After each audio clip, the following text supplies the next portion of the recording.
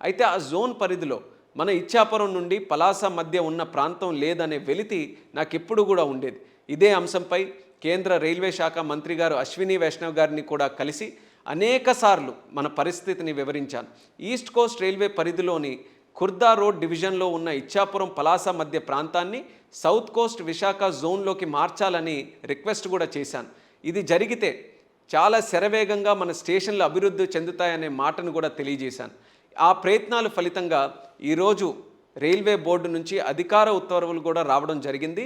ఇచ్చాపురం నుండి పలాస మధ్య ఉన్న జాడుపుడి, బారువా, మందస రోడ్, సోంపేట, సున్నాదేవి స్టేషన్లు సౌత్ కోస్ట్ జోన్లోకి కలపడం చాలా ఆనందంగా ఉంది.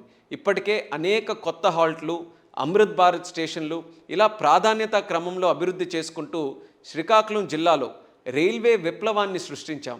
తాజాగా రైల్వే బోర్డు ప్రకటనతో మరింత ఉత్సాహంగా అభివృద్ధి వైపు అడుగులు వేస్తామనే నమ్మకం నాకు కూడా ఈరోజు కలుగుతుంది.